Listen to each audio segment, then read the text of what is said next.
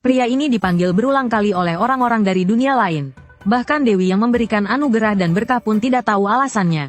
Hal ini membuat mata kirinya terbangkitkan sebagai mata sihir formasi, dan mata kanannya menjadi mata sihir penglihatan. Ia bahkan dipanggil menjadi Raja Iblis di dunia lain. Beberapa waktu lalu, Taka Fujiki Kiri hanyalah siswa SMA biasa. Saat dia seperti biasa sedang belajar di kelas, sebuah lingkaran sihir raksasa muncul di dalam kelas. Ketika ia tersadar kembali, seluruh murid di kelas telah dipanggil ke ruang putih murni. Seorang wanita berambut pirang meminta semua orang untuk tenang. Tempat ini adalah celah antar dunia, dan dia adalah sosok yang disebut sebagai Dewi.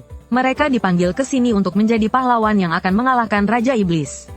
Selanjutnya mereka akan dikirim ke dunia pedang dan sihir. Sebelum pergi, mereka akan diberi sebuah hadiah, yaitu kemampuan khusus yang dimiliki masing-masing. Kemudian seluruh kelas dipanggil ke dunia lain, seperti yang diharapkan dari Nona Saintes. Pahlawan dari dunia lain akhirnya berhasil dipanggil ke sini. Raja dunia ini menyambut kedatangan semua orang, dengan tulus berharap para pahlawan dapat mengalahkan Raja Iblis. Semua orang bertanya-tanya apakah mereka bisa kembali ke dunia asal. Sang Saintes memberitahu bahwa pada bulan purnama berikutnya mereka bisa kembali. Setelah berdiskusi, para siswa memutuskan akan mempertimbangkan selama sebulan apakah akan menjadi pahlawan. Raja juga meminta mereka menikmati jamuan malam ini. Sebulan kemudian baru memutuskan apakah akan kembali atau menjadi pahlawan. Saat Kiri bersiap menikmati makanan dunia lain, sebuah lingkaran sihir muncul lagi di lantai. Sebelum ia sempat memikirkan apa yang terjadi, lingkaran sihir di lantai sudah terbentuk. Para siswa bertanya-tanya mengapa hanya di bawah kaki Kiri yang ada lingkaran sihir. Cahaya putih berkilat. Kiri kembali berada di tempat yang disebut celah dunia. Wanita berambut pirang kembali memperkenalkan dirinya sebagai Dewi. Lama tidak bertemu ya, Dewi. Kurang lebih baru beberapa puluh menit. Dewi juga bingung. Bukankah kamu baru saja datang? Kenapa datang lagi? Kiri pun menebak bahwa dirinya telah dipanggil lagi. Karena sudah dipanggil, Dewi tetap memberikan berkah padanya. Meski tidak tahu apa yang terjadi. Tetap semangat ya. Saat Kiri terbangun, dia sudah terikat. Seorang pria tua berambut putih berkata akhirnya berhasil memanggil. Kami akan menamakanmu subjek eksperimen nomor 13. Subjek eksperimen nomor 12 mungkin juga punya mata sihir. Kiri merasa pemanggilan kali ini tampaknya tidak baik. Dua orang ini sepertinya ilmuwan dan dokter tua. Kalau digabung, mereka adalah ilmuwan gila. Mereka bersiap mengambil mata Kiri untuk eksperimen. Orang-orang dunia lain menemukan bahwa orang yang dipanggil dari dunia lain, saat melakukan perjalanan antar dunia akan diberi mata sihir. Kebetulan pekerjaan mereka adalah meneliti mata sihir. Kiri pun sadar bahwa berkah Dewi mungkin adalah mata sihir. Dokter tua bersiap menggunakan sihir hipnotis untuk mulai operasi. Namun sihir hipnotis tidak berhasil. Ilmuwan memberitahu dokter tua bahwa subjek eksperimen nomor 12 ini, mata kanannya adalah mata sihir penglihatan. Memiliki mata sihir tingkat tinggi adalah bahan eksperimen yang sempurna. Saat keduanya bersorak gembira, Kiri masih berpikir apakah ada cara untuk kabur. Saat itu lingkaran sihir muncul kembali di lantai. Dokter tua dan ilmuwan tidak sempat bereaksi. Kiri tahu bahwa dirinya dipanggil lagi. Sesaat kemudian dia kembali ke celah dunia. Dewi mulai curiga apakah Kiri menyukainya. Kiri bertanya kepada Dewi apa yang sebenarnya terjadi. Karena Dewi juga pertama kali mengalami hal seperti ini. Tunggu sampai aku menyelidikinya dan akan kukabari. Kiri dalam hati bertanya, akan ada lain kali? Kali ini yang memanggilnya adalah seorang gadis bangsawan. Nona muda bisa memanggil makhluk humanoid dalam percobaan pertama. Sangat berbakat. Saat mereka bersiap meneteskan darah untuk menandatangani kontrak, cahaya mulai bersinar. Keduanya belum tahu apa yang terjadi. Kiri kembali ke celah dunia. Dewi berseloroh. Kenapa kamu tidak pernah bosan datang? Kiri bertanya kepada Dewi apa penyebab semua ini. Dewi menjelaskan bahwa pemanggilan akan memilih orang dengan jiwa yang kuat. Karena menyeberangi dunia membutuhkan jiwa yang kuat. Dan jiwamu sangat kuat sampai-sampai sangat langka. Jika jiwamu terikat pada satu dunia lewat kontrak pahlawan, maka ini tidak akan terjadi. Setelah itu Kiri kembali ke ruang pemanggilan. Dia juga mendapatkan kemampuan bernama pencurian. Awalnya dia bermaksud menandatangani kontrak pahlawan di tempat itu. Namun saat bersiap, lingkaran sihir muncul dan dia dipanggil lagi. Kali ini dia dipanggil dengan sihir hitam. Jadi dia juga memperoleh kemampuan sihir hitam. Akhirnya datang pemanggilan yang ke-6. Taka Fujiki Kiri dipanggil menjadi Raja Iblis. Namun tak lama kemudian dia kembali ke celah dunia. Dewi berseloroh dia sudah mendapat banyak kemampuan. Dan mengingatkannya bahwa pemanggilan berikutnya mungkin adalah yang terakhir. Sebelum dipanggil lagi, pastikan untuk memeriksa panel kemampuanmu. Kiri berhasil dipanggil ke dunia lain. 3 orang asing muncul. Yang ini adalah Arasaki Ryouto, Yang ini adalah Karasawa Tamaki. Dan satu lagi adalah Kimiya Aoi. Ditambah Taka Fujiki Kiri. Total ada 4 orang di sini. Raja bertanya-tanya, bukankah pahlawan dalam legenda hanya 3 orang? Orang keempat ini bahkan tidak mengenal 3 lainnya. Artinya pemanggilan terakhir ini membuat dia ikut terseret. Setelah itu Raja pun memahami. 3 orang di samping adalah pahlawan. Kiri hanyalah orang biasa yang terseret. Seorang gadis di samping tiba-tiba menyela. Kalian adalah pahlawan dari dunia lain, kan? Akulah sang putri yang memanggil kalian secara langsung. Selamat datang di kerajaan kami. Dunia ini tidak hanya berisi manusia, tetapi juga ras lain dan kaum iblis. Kaum iblis adalah musuh umat manusia. Mereka membentuk negara dengan Raja Iblis sebagai pemimpinnya dan menyerang wilayah manusia. Negara-negara yang dipimpin oleh kekaisaran menyerukan pemanggilan pahlawan. Di kerajaan ini hanya wanita dari keluarga kerajaan yang bisa memanggil pahlawan. Setiap negara akan melatih pahlawan yang dipanggil, lalu membentuk pasukan pahlawan untuk melawan pasukan Raja Iblis. Sang putri tertua merasa rencana ini sangat bagus. Kiri tidak bisa membayangkan apa bagusnya rencana yang seperti keberuntungan kucing buta ini. Jadi kalian harus menjadi wakil kerajaan untuk mengalahkan Raja Iblis. Kiri tak bisa menahan tawa mendengarnya. Arasaki Ryouto mengajukan pertanyaan penting. Apakah mereka bisa kembali ke dunia asal? Putri tertua mengatakan tidak ada cara untuk kembali. Tinggal di kerajaan dan menjadi pahlawan adalah suatu kehormatan bagi kalian. Kalian seharusnya merasa sangat bersyukur. Tidak perlu kembali, kan? Kiri mengeluh bahwa kerajaan di dunia ini tidak punya semangat pelayanan seperti yang pertama memanggil. Raja memerintahkan bawahannya membawa batu tulis untuk menguji apa perlindungan para pahlawan. Yang pertama diuji adalah Arasaki Ryouto. Perlindungannya adalah melampaui batas. Kimiya Aoi memiliki teknik penghalang. Karasawa Tamaki memiliki afinitas mana. Terakhir, perlindungan Taka Fujiki Kiri adalah deteksi. Bahkan Raja pun terkejut bahwa dia memiliki perlindungan. Setelah itu dilakukan tes fisik dan tes sihir. Ryouto menunjukkan hasil luar biasa dalam tes fisik. Aoi menunjukkan bakat luar biasa dalam tes sihir. Bahkan Tamaki juga menunjukkan hasil yang luar biasa. Hanya Kiri yang kemampuan sihirnya 0.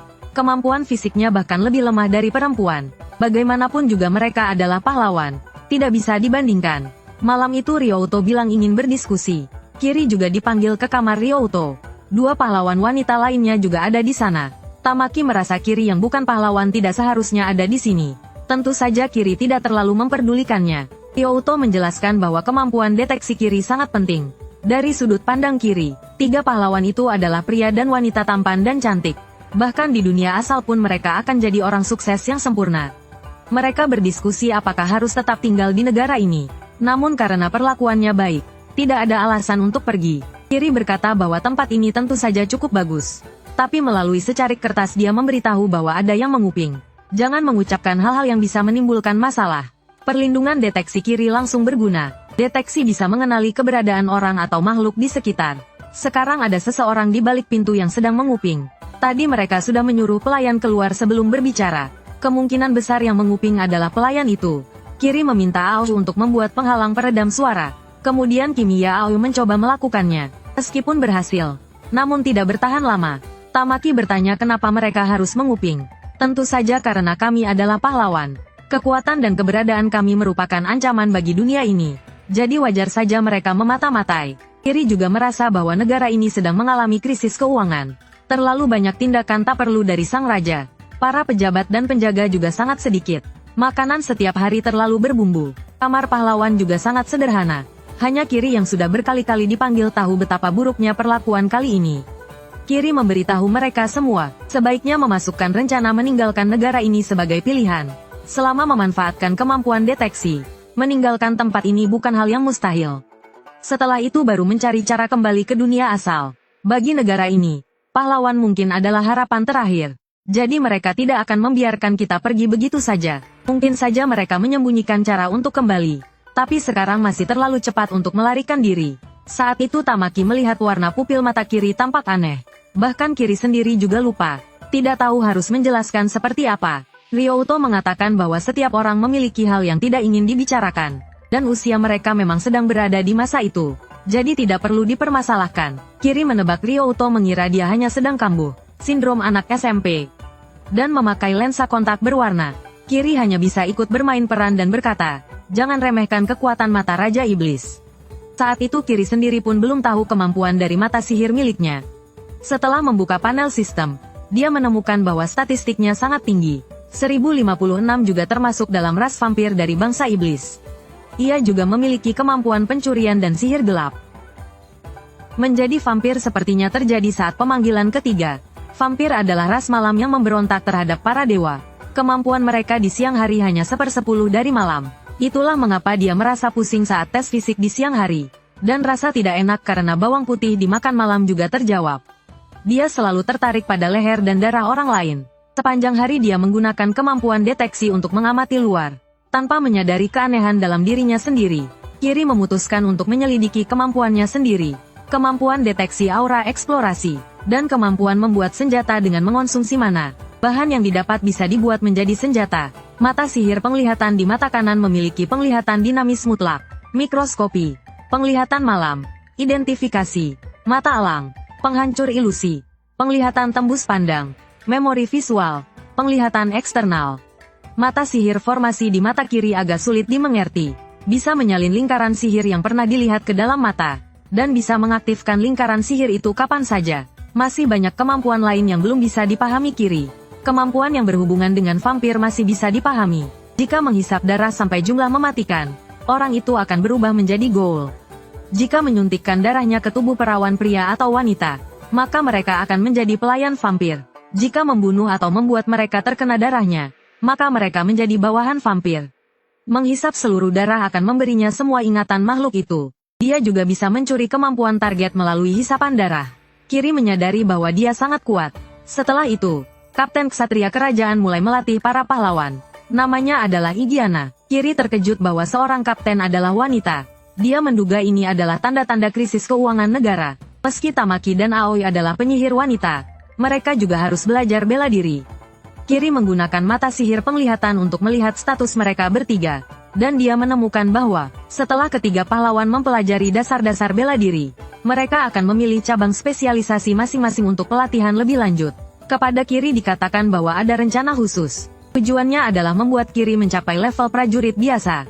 Sebagai vampir, Kiri merasa sangat mengantuk di siang hari, dan sinar matahari langsung membuat kepalanya sangat sakit. Saat itu sang putri sulung datang. Kiri menyadari dia adalah sang putri sombong dari kemarin. Yang satu lagi juga tampak seperti putri. Meski cantik, tapi ekspresinya agak dingin. Seperti yang diduga Kiri, keduanya memang putri. Keduanya datang untuk meninjau pelatihan para pahlawan. Putri sulung dengan angkuhnya mengatakan datang di tengah kesibukannya. Mereka semua harus berterima kasih padanya. Putri kedua menyapa Kiri, karena sore ini dia akan melatih Kiri secara pribadi. Kiri tidak mengerti mengapa hanya dia yang mendapat pelatihan pribadi. 3 pahlawan lainnya juga mendapat pelatihan di ruangan lain. Mengingat sikap angkuh sang putri sulung tadi, Kiri berpikir, suatu hari nanti dia harus membalasnya. Putri kedua mulai mengajari Kiri tentang pengetahuan dunia ini. Kiri bertanya apakah dia disebut putri kedua karena adik dari putri sulung. Putri ketiga menjelaskan bahwa meskipun dia lebih tua, hubungan internalnya sangat kompleks. Karena hak suksesi tahta berada pada putri sulung. Jadi meskipun lebih muda, adik perempuannya tetap menjadi putri sulung. Kiri yang memahami kerumitan itu pun tidak berniat bertanya lebih jauh. Dari penjelasan putri ketiga, Kiri mendapatkan gambaran tentang keadaan kerajaan. Kerajaan ini tampaknya didirikan oleh seorang penyihir wanita yang mengalahkan Raja Iblis. Dengan kata lain, pendiri negara ini adalah seorang penyihir. Budaya pemujaan terhadap penyihir sangat mendalam. Karena itu, tahta selalu diwariskan kepada perempuan. Raja yang menjadi suami sang ratu bertugas menangani urusan pemerintahan. Namun ratu bisa mencabut kekuasaan raja dengan perceraian. Pengetahuan tentang sihir dan sejarah dunia ini juga ia dengar dari putri kedua. Besok ia juga harus belajar tentang teori sihir. Kiri pun meminjam buku sihir tingkat dasar dari putri kedua. Meskipun dia sering mengantuk saat pelajaran, tapi dia tetap pinjam buku sihir. Putri kedua pun tersenyum tipis melihat itu. Setelah itu, Kiri mencoba berkali-kali menggunakan mata sihir formasi tapi gagal. Lalu dia teringat bahwa mata sihir penglihatan bisa menyimpan lingkaran sihir. Itu adalah lingkaran sihir hipnotis tingkat tinggi yang digunakan dokter tua sebelumnya. Kiri menggambar ulang lingkaran sihir itu, lalu mengaktifkan mata sihir formasi. Rasanya benar-benar berbeda dari sebelumnya. Mata sihir formasi berhasil diaktifkan untuk pertama kalinya. Itu dilakukan untuk memanggil pelayan. Dia berkata ingin meminta tolong sesuatu pada pelayan. Lalu mengaktifkan sihir hipnotis tingkat tinggi pada pelayan. Seperti yang diduga, pelayan berhasil dihipnotis. Bahkan saat ditanya warna pakaian dalamnya, Dia menjawab tanpa ragu, dengan mata tembus pandang. Kiri memastikan bahwa dia tidak berbohong. Dia menduga bahwa mata sihir formasi hanya bisa menyimpan lingkaran sihir dari dunia tempat dia mendapatkannya. Tapi setelah berpikir, dia merasa itu tidak benar. Dia sudah berkali-kali dipanggil. Mata sihir formasi seharusnya telah menyimpan banyak lingkaran sihir. Kiri mencoba mengaktifkan langsung salah satu lingkaran sihir yang sebelumnya direkam ke dalam matanya.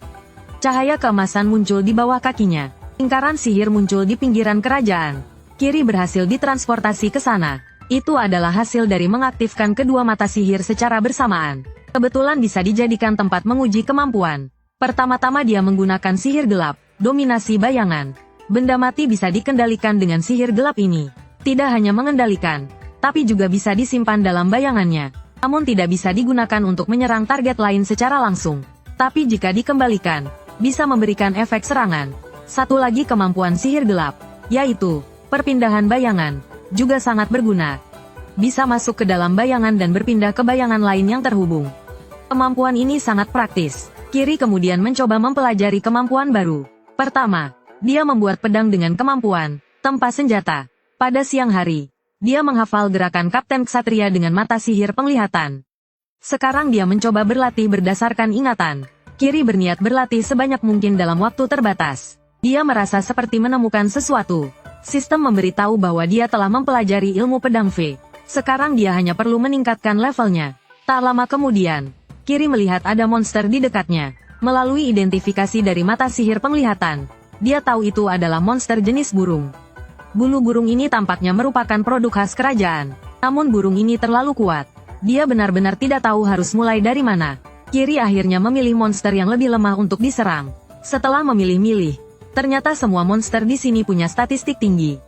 Dia mulai curiga bahwa mungkin statnya sendiri yang terlalu lemah. Sebaliknya, bisa dibilang monster di hutan ini memang sangat kuat. Untuk berjaga-jaga, Kiri memutuskan akan kembali lain kali. Sementara itu, di kastil kerajaan, Kapten Ksatria Igiana yang sedang berpatroli menemukan seseorang berkeliaran malam-malam. Orang itu ternyata adalah putri kedua tanpa pengawal. Kebetulan dia memang ingin berbicara dengan Igiana. Dia bertanya mengapa para pahlawan tidak menggunakan alat sihir saat pelatihan. Igiana menjelaskan bahwa pelatihan para pahlawan harus dilakukan secara bertahap. Saat teknik fisik mereka belum matang, belum cocok untuk menggunakan alat sihir. Putri kedua merasa mereka cepat atau lambat akan menggunakan alat sihir. Lebih baik belajar lebih awal tentang hal tersebut. Igiana menekankan bahwa jika terlalu cepat bergantung pada kekuatan luar, mereka akan menjadi lemah. Saat ini, yang paling penting adalah melatih tubuh dan mental. Mendengar hal ini, putri kedua tidak membantah lagi. Dia tersenyum dan berkata bahwa kekhawatirannya memang berlebihan untuk orang sekuatmu. Igiana mengatakan bahwa senyum putri kedua tidak seperti dulu lagi. Putri kedua berkata dirinya masih sama seperti dulu. Igiana kemudian bertanya apa pendapatnya tentang putri sulung. Tentu saja dia adalah seseorang yang berbakat, berwibawa, dan penuh keyakinan. Dia adalah orang yang pantas menjadi penguasa. Igiana bertanya apakah itu benar-benar kata hatinya. Putri kedua memperingatkan bahwa bisa saja ada yang sedang menguping. Mengucapkan hal yang tidak pantas tentang sang penguasa bisa berakibat fatal. Igiana menatap punggung putri kedua yang berlalu. Dalam hati, dia merasa kekhawatiran sang putri kedua itu berlebihan. Sudah 2 minggu sejak Kiri datang ke dunia ini. Pelatihan fisik ketiga pahlawan berjalan lancar. Ryouto sangat cocok menggunakan pedang, jadi terus berlatih pedang. Tamaki belajar menggunakan tongkat, tapi dia tampaknya memperlakukan tongkat itu seperti senjata tumpul. Aoi mempelajari ilmu pedang. Biasanya pemanah butuh perlindungan saat membidik. Namun sebagai ahli penghalang, Aoi tidak butuh pelindung. Ryouto adalah petarung jarak dekat. Tamaki bisa menyerang dari jauh dan juga bertarung jarak dekat. Aoi bisa menyerang dari jauh sekaligus bertahan. Kiri mempelajari penggunaan belati dan lemparan. Dia tahu bahwa mereka berencana melatihnya menjadi pengintai. Tapi Kiri berniat meningkatkan kekuatannya sendirian. Dia kembali ke pinggiran ibu kota kerajaan. Berlatih mengendalikan belati jarak jauh menggunakan sihir gelap. Akhirnya, dia melepaskan kendali dan membiarkan belati itu terbang dengan gaya. Karena Kiri adalah vampir, dia tidak bisa menggunakan kemampuan ini di siang hari. Dia hanya bisa berlatih semaksimal mungkin di malam hari. Dia menemukan monster burung yang dia lihat sebelumnya. Dengan sihir gelap perpindahan bayangan, dia mendekatinya, lalu menggunakan tempa senjata untuk menciptakan kawat baja, dan mengikat monster burung itu. Saat tatapan monster itu bertemu dengan Kiri, Kiri mengaktifkan hipnotis dengan mata sihir formasi, dan dia berhasil menghipnotis monster itu. Dengan begitu, dia bisa membunuh monster dengan mudah. Lalu menggunakan sihir gelap untuk mengendalikan tubuh monster yang sudah mati. Akhirnya dia menyimpan tubuh monster itu dalam ruang bayangan. Di ruang bayangan, dia tidak perlu khawatir diserang oleh monster. Dengan tenang dia bisa menghisap darah untuk meningkatkan statistik. Tak lama kemudian, Kiri menemukan mangsa berikutnya. Dia terus berburu semalaman dengan kemampuannya. Menjelang fajar, dia kembali ke kamarnya menggunakan kemampuan teleportasi. Beberapa hari terakhir, siklus malamnya selalu seperti ini. Saat itu, pelayan datang membangunkan Kiri. Kecuali saat diperlukan, Kiri tidak akan menghipnotisnya di waktu lain. Dalam 2 minggu ini, Kiri mendapat banyak informasi kerajaan dari hipnotis. Ratu saat ini sebelumnya tidak bisa memiliki anak. Tapi dalam negara yang dipimpin wanita ini, Ratu harus melahirkan putri. Apalagi anggota kerajaan sering meninggal karena sakit. Ratu terjebak dalam situasi tanpa pewaris tahta. Akhirnya, putri dari seorang adipati jauh dinikahkan dengan raja. Dan anak dari mereka adalah Putri Arya. Sampai usia 7 tahun, semua orang mengira Arya adalah pewaris tahta. Namun tahun itu, Ratu melahirkan putri kandung. Namanya Amanda, yang kini menjadi putri sulung. Dia juga mewarisi kekuatan sihir sang ratu. Sejak saat itu, Arya tidak perlu dididik sebagai pewaris tahta lagi. Ketika Amanda berusia 7 tahun, dia menjadi putri sulung. Arya yang kehilangan hak tahta juga kehilangan eksistensinya. Semua orang tidak lagi memperhatikannya. Bahkan dia tidak bisa menemukan calon suami. Putri yang ditinggalkan itu seperti boneka yang dikurung di kastil. Kiri merasa dirinya sangat mirip dengan keadaan itu. Hari ini, putri kedua Arya membangunkan Kiri yang masih tidur. Dia mengatakan bahwa ini adalah pengetahuan yang harus dikuasai untuk bertahan hidup.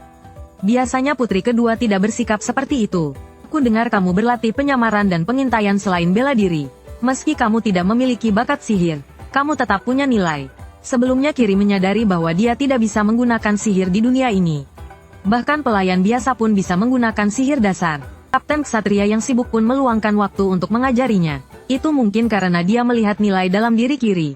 Kiri berkata itu hanya terjadi karena dia kebetulan dilatih bersama para pahlawan. Putri kedua percaya bahwa jika Kiri bisa menjadi kuat, maka dia harus berusaha. Lalu dia mengajak Kiri pergi ke suatu tempat. Kiri mengikutinya ke sebuah ruang bawah tanah. Putri kedua membuka sebuah pintu. Sebagai pahlawan tapi dikatakan lemah oleh semua orang. Apa yang kamu pikirkan sebenarnya? Kamu tidak merasa malu? Kiri masih belum mengerti apa yang terjadi dengan putri kedua. Putri kedua membawa Kiri ke ruang bawah tanah yang tersegel. Lalu memperingatkan Kiri bahwa jika dia terus seperti ini, dia akan diusir dari kastil. Karena kerajaan tidak akan membiayai orang malas yang tidak berguna. Kiri menjelaskan bahwa perlindungan deteksi masih punya nilai. Putri kedua merasa penilaiannya mungkin tidak adil. Tapi kenyataannya kamu memang tidak berusaha. Kamu punya perlindungan. Kenapa tidak berusaha? Faktanya, Kiri tidur di siang hari. Dan malam harinya bertarung melawan monster. Kiri pun berkata bahwa dia sebenarnya sudah berusaha. Dia tidak punya bakat dan kemampuan seperti ketiga pahlawan lainnya. Putri kedua menjelaskan bahwa ruangan ini memiliki penghalang sihir. Jadi tak peduli sekeras apapun mereka berteriak, tidak ada yang akan mendengar. Kiri masih berpikir bagaimana cara membuka pintu. Tiba-tiba putri kedua menendangnya. Langsung menendang Kiri hingga terpental ke dinding. Kamu tidak seperti aku yang benar-benar kehabisan jalan. Dengan kemampuanmu, kalau diusir pasti akan dibunuh oleh monster. Kalaupun harus hidup sengsara, tetaplah hidup dengan baik. Kiri pun menyadari bahwa wanita di depannya ini bukanlah putri boneka, tapi seorang wanita bangsawan sejati. Putri kedua menyuruh Kiri untuk bangkit. Berhenti menyia-nyiakan waktumu. Tiba-tiba Kiri tertawa terbahak-bahak sambil memegang kepala. Ternyata kamu wanita yang baik. Sebelumnya aku meremehkanmu. Putri kedua mengira Kiri sedang mengejeknya. Kiri memberitahunya bahwa dia memiliki tekad untuk hidup yang lebih kuat daripada orang lain. Dalam hal ini, mereka berdua sangat mirip. Saat itu putri kedua mulai melihat Kiri dengan cara yang berbeda dan menyadari bahwa dia sangat kuat. Kiri yang tahu bahwa dia mungkin akan diusir memberitahu putri kedua bahwa dia akan mencari cara untuk mengubah nasibnya. Kiri masih ingin tetap tinggal di kerajaan untuk mengumpulkan informasi.